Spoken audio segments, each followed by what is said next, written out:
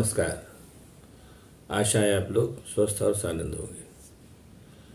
कोई भी व्यक्ति हो या कोई भी समाज हो या कोई भी व्यक्ति समूह हो, पूरी तरीके से बुरा या पूरी तरीके से अच्छा नहीं होता। अच्छा भी होता है और बुरा भी होता है। हम लोग क्या एक रिवाज सा बन गया है कि हम लोग अंग्रेज़ों को हर काम के लिए कोसते हैं, और हालांकि अंग्रेज़ हमें छोड़ के गए करीब 75 साल हुआ, तो भी हम उनको कोसे ही जा रहे हैं। बहरहाल, अंग्रेज़ भले ही लूटपाट के इरादे से आए हों और काफ़ी कुछ उन्होंने लूटपाट की भी, लेकिन उनकी देन भी भारत को बहुत सी है, जिसके बारे में एक देन ऐसी जिसके बारे में मैं जिक्र करूंगा अभी। उसके पहले थोड़ा सा बैकग्राउंड जान लें तो चीज़ों को समझने में आसानी होगी। अंग्रेज़ जिस समय भारत आए और एक तरीके से भारत में इस्टेब्लिश हुए, वो एक लंबे सत्ता संघर्ष के बाद भारत उनके हाथ लगा, वो भी खंड खंड करके। सबसे पहला, जैसा ये बड़े ज्ञात इतिहास से सभी जानते हैं कि जहाँ से बात इतिहास की शुरू होती है, जहांगीर के दरबार में जो सर टॉमस रो आया, वहाँ से अंग्रेज़ों का एक तरीके से भारत में पदार्पण का तार्किक तारीख मानते हैं। उसके बाद से भारत मुगल कमज़ोर पड़े और भारतवर्ष पर कब्जे के लिए कई जातियों में, कई वर्गों में बहुत ही ज़बरदस्त करीब 250-300 साल का संघर्ष चला। इसमें से 150 साल तो बहुत ही संघर्ष चला। उस संघर्ष के काल में एक तरफ कमज़ोर हो रहे मुग़ल थे, दूसरी तरफ अंग्रेज़ थे, तीसरी तरफ मराठा थे, चौथी तरफ देशी विदेशी नवाब और राजे महाराजे थे, और उसके अलावा यूरोप से आने वाली बाकी शक्तियाँ भी थी। पुर्तगाली भी थे, डच भी थे, हॉलैंड के लोग भी थे, ये सब तमाम लोग भी थे, फ्रांसीसी भी आए थे। वो जो एक लंबा सत्ता संघर्ष चला करीब 200 साल का औरंगज़ेब की मौत के बाद, उसने अंग्रेज़ जब फाइनली भारत पर काबिज हुए, तब तक समाज को इतना खोखला और इतना अनपढ़ और इतना दकियानूस बना दिया था कि उस अंग्रेज़ों का भारत पर कब्ज़ा तो हो गया और उनका भारत को जो वहाँ से व्यापार करके लूटने का इरादा भी सफल रहा, लेकिन कहीं न कहीं अंग्रेज़ों ने फिर ये अंग्रेज़ों में एक बहुत सा सेक्शन ऐसा भी था जिसने जहाँ तक संभव हो सके भारत के लिए कुछ करने की भी ठानी।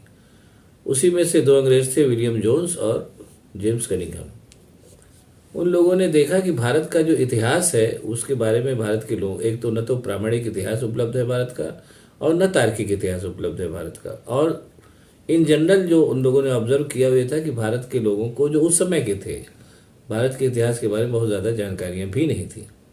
इसके बारे में एक बड़ी रोचक दंतकथा है, सही भी हो सकती है, गलत भी हो सकती है, बहरहाल है।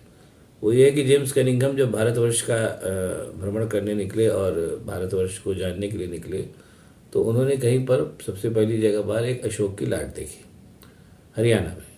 तो अशोक की लाट को देखने के बाद उनके समझ में नहीं आया कि ये क्या है, तो उन्होंने तमाम लोगों से पूछा, वहाँ के लोगों से, कि भाई ये क्या है? तो उन लोगों ने कहा कि साहब ये भीमसेन की गदा है, जिसको वो लड़ाई के बाद यहीं छोड़ गए थे। और आगे गए, तमाम उत्तर भारत में घूमे, दक्षिण में भी घूमे, तो उन्होंने देखा कि तमाम जगह अशोक की लाट मिली, और सब जगह उनको यही बताया गया, कहीं अशोक की, कहीं क्या नाम है हनुमान जी की गदा बताई गई, कहीं कुछ इस तरीके की अतार्किक और ऐसी बातें बताई गई जो भरोसे की नहीं थी। उसके बाद कनिंघम साहब ने सोचा कि हो न हो ये कोई ऐसी इंपॉर्टेंट चीज़ है जिसके बारे में कॉमन लोग नहीं जानते, और न केवल कॉमन लोग बल्कि उस समय के जो सत्ताधीश थे वो भी नहीं जानते थे। तब उन्होंने इसकी पड़ताल करने की ठानी, और जब ठाना तो उनको बाद में पता चला, वहाँ से पड़ताल करते करते सबसे पहले तो जो उनकी राह में रुकावट आई वो ब्राह्मी लिपि थी, जिस ब्राह्मी लिपि में अशोक की लाट के ऊपर लिखा गया था। बहरहाल संभवतः उन्होंने ब्राह्मी लिपि को सीखा, पढ़ा, समझा, और पढ़ने के बाद तब उनकी समझ में आया कि कोई अशोक महान नाम का राजा था जिसने इस पूरे भूखंड पर सबसे ज़्यादा राज्य किया और इतना बड़ा एम्पायर उसने क्रिएट किया। और बहरहाल उसको संक्षेप में लाने के लिए कथा को फिर पूरा उन्होंने भारतीय इतिहास का उत्खनन और क्या नाम है अन्वेषण करना शुरू किया, और काफ़ी हद तक वो सफल रहे। और वहाँ से सर्वेक्षण करते करते वो वहाँ तक पहुँचे जब सिकंदर यहाँ आया था, और उसका जो एक से विद्वान था मेनेंडर, उसने मिलिंद पन्हो किताब लिखी थी, वहाँ से उन्होंने इतिहास की धारा को जोड़ा। और आज की तारीख में जो भी ज्ञात और तार्किक और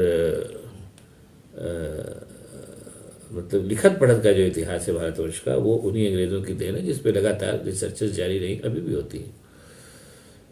अब ये अलग बात है कि इतिहास के बहुत से लोग बताने वाले हैं और उनके सबके हिसाब से अपने अपने इतिहास है, खैर वो एक अलग बात है। लेकिन मैं फिर कह रहा हूँ कि जो ज्ञात तार्किक और लिखित इतिहास है वो आज की तारीख में भारत का वो अंग्रेज़ों की देन है।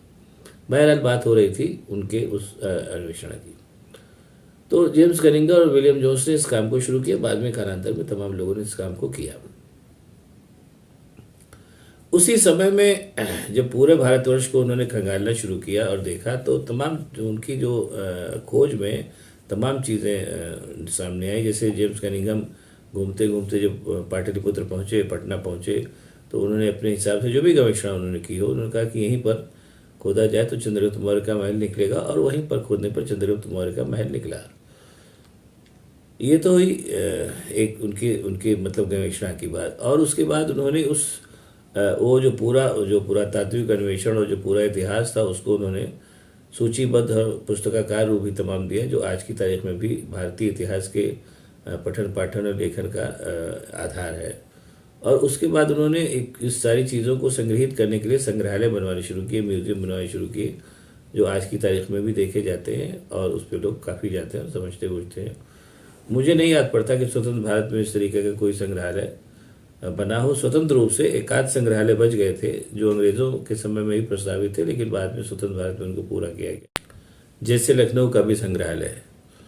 और उसके बाद उन्होंने तमाम चीज़ें, जैसे मैंने बताया, संग्रहालय वगैरह बनाए। उसी समय उन्होंने जब भगवान बुद्ध के बारे में तमाम जानकारी प्राप्त की तो उन्होंने सारनाथ का संग्रहालय बनाया, जिसमें तमाम बौद्धों की ज़माने की चीज़ें अवेलेबल हैं, जिनको लोग देख सकते हैं। और अंत में एक किस्सा बता के मैं बात ख़त्म करूँगा कि इस पूरी गवेषणा के दौरान अंग्रेज़ों को अपनी लघुता और अपनी सीमाओं का भी बोध हुआ। तो उन्होंने बहुत ईमानदारी से इस बात को कहा भी कि सम्राट अशोक ने भारतवर्ष की जिस तार्किक और वैज्ञानिक सीमा रेखा पर शासन किया, उस सीमा रेखा पर शासन करने के लिए हम अंग्रेज़ों ने बहुत कोशिश की, लेकिन हम ऐसा कर नहीं पाए। इस काम को बहुत दुख रहेगा। इस तरीके की अंग्रेज़ों की, बहुत से अंग्रेज़ ऐसे थे जिनकी इस तरीके की भी सोच थी, और इसके लिए हमें उनका शुक्रगुजार होना चाहिए कि उन्होंने हमारे लिए एक इतना बड़ा काम किया। और वैसे आप गाली देने को तो किसी को भी गाली दे सकते हो, एक अलग बात है, लेकिन उनकी अच्छाइयों को भी याद रखना चाहिए। और इसी समय एक बात चली रही तो एक किस्सा बता दूं कि लॉर्ड कर्जन का ज़माना था 1905 में। कोई आदमी गया सारनाथ के म्यूज़ियम में और उसने देखा कि वहाँ क्यूरेटर नहीं था। क्यूरेटर मतलब जो म्यूज़ियम के बारे में बताते हैं। तो उसने तुरंत लॉर्ड कर्जन को चिट्ठी लिखी कि मैं गया था लेकिन मुझे वहाँ क्यूरेटर नहीं मिला। लौटती डाक से लॉर्ड कर्जन ने जवाब दिया कि आपका पत्र मिला, बहुत बहुत धन्यवाद। तत्काल सारनाथ के म्यूज़ियम के लिए क्यूरेटर की नियुक्ति की जा रही है, और अगली बार जब आप जाएंगे तो वहाँ आपको क्यूरेटर मिलेगा। इस सोच के साथ अंग्रेज़ों ने जब काम किया तो जाहिर सी बात है भारतीय इतिहास के गौरवशाली तमाम अध्याय हमारे सामने आए, जो कि अंग्रेज़ों की देन है। इसको मानने में कोई बुरी बात नहीं है, मानना चाहिए। और यही बड़प्पन भी है अंग्रेज़ों का बड़प्पन कि उन्होंने हमारे इतिहास के लिए काम किया, और हमें भी ये बड़प्पन दिखाना चाहिए कि हम उनकी इस बात के लिए शुक्रगुजार हों। बहुत बहुत धन्यवाद। अगर आपको ये वीडियो पसंद आए तो इसको शेयर करिए, लाइक करिए, और ताकि मैं आगे बना करके वीडियो बना के दिखाता रहूं। नमस्कार।